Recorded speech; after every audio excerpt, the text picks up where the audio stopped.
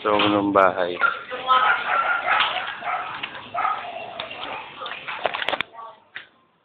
Pasok.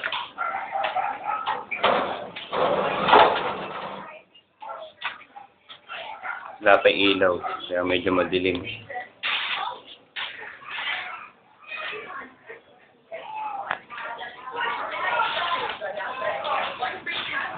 Ito yung sa gilid. Grotto. Diyan nakalagay yung mga kahoy. Sa kwarto. Pintura na lang lahat halos. Tapos, konting repair dyan sa may pader na yan. Dahil kasi papalit na dahan. Ito yung loob ng sala. Kompleto na siya. Nakalagay na lahat ng tiles. Ito na lang dito. Itong part na to. Saka yung kulang na konti doon. Ayun doon. Yung gilid na yan. Kompleto na nga. Bibili na light tiles. Tapos, ito yung pinto. Papalitan kasi yan. Yun doon sa hamba niyan. Minadjust ni Tito Boy, palitan na yung hamba. Saka iaangat yung pinto. Kaya wala pa rito sa baba yung tiles. Iaangat yung pinto niyan. Dahil sumasayas sa baba pa yung sa tiles. Sa tama. Ito yung sa kwarto ni Tabi. Ayan, may cabinet. Ayan. Yun doon, salamin yan. Ayan. Naka-tiles na lahat yan. Yung sa taas, ipapasalamin daw niya yan. Lagay ng mga, figurine. Ewan ko kung ano ilalagay. Basta sasalamin daw. Tapos, ito side, yung sa may ng banyo. Ayun. Okay na yan. Ikakabit na lang yung isang lababo. Ayun yung lababo. Ayan, puro masilya. Kaya ganyan. Ayun sa bowl niya. Dito ilalagay yung sa may lababo niya na maliit. Tapos dito yung sa may heater niya. Tapos eto, glass block ilalagay dyan. Kukunin kila Kuya Leo, glass block yan. Tapos bibili ng dalawang exhaust na dito naman ilalagay. Dalawang exhaust. Yan. Ngayon day off yung mga karpintero, linggo kasi. Itong banyo na yan, magkakaroon ng divider yan. Na glass, yun ang gusto ni Tabi. Ngayon papagawain doon sa mga nagagawa ng salamin. Yan, para ilalagay dyan sa tabi na yan. Yung gumagawa ng salamin. Ganyan. Tapos balik tayo sa sala. Ayan. Ayan yung lababo na isa. Yun, nakalagay na isa. Lalagay na lang yung pintura. Bukas, tatapusin niya sa may lababo. Nagawa na may lababo, tiles na lang yun. Saka i-attach yung isang lababo. Umiiyak na may bata. Dali. Ayan. Yan alay kulang. Saka ito. Ayan yung sa tiles. Dahil kulang yung sukat na kinuha. Tapos, ito yung kwarto ni Nino. Dito sila Tabi muna. Si Chris. O, bakit anak? Ayan yung cabinet ni Nino. Ayan.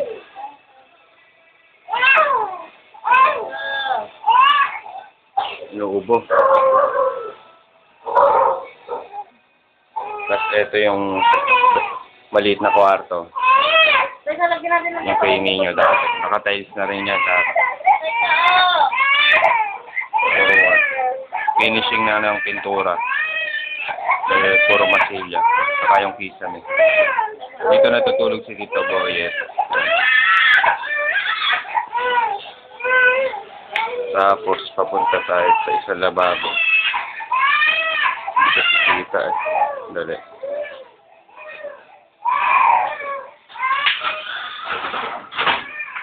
Ayan. Ito sa kwarto ni Mia. Pintura na yan.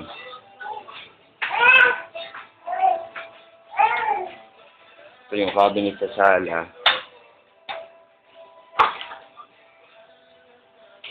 Ayan, hinati na. Kabilaan yan. Dito yung rep, ipapasok dyan. Lalagay doon. Tapos yung dispenser saka water yung rice dispenser dito. Ito yung banyo. Doon sa sulok yung rice dispenser saka yung cabinet. Ito glass daw. Sabi nyo nga daw, ito glass yan. Madilim lang kasi yung sa lababo. Ayan yung banyo. I-attach yung bowl bukas. Saka yung lababo. Doon. Yan. Yan. Yan. Okay na yan.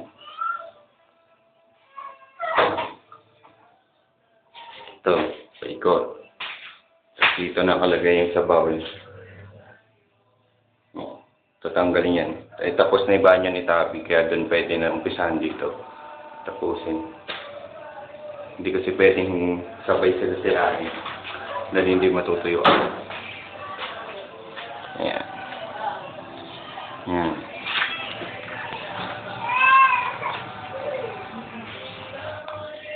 Tapos, saan pa ba?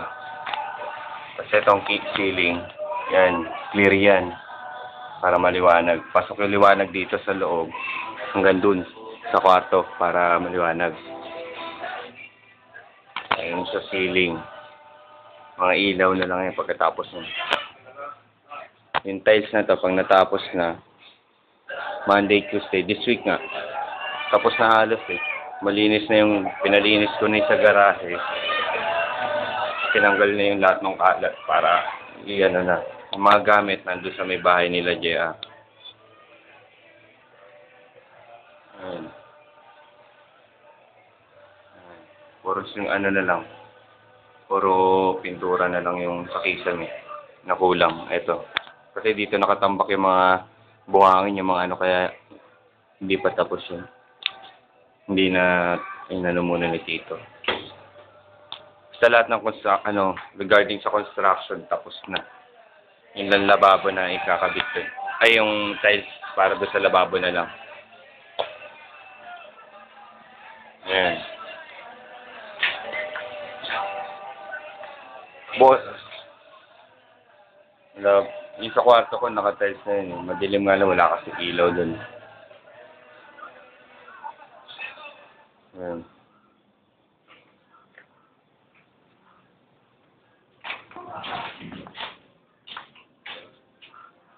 Yan.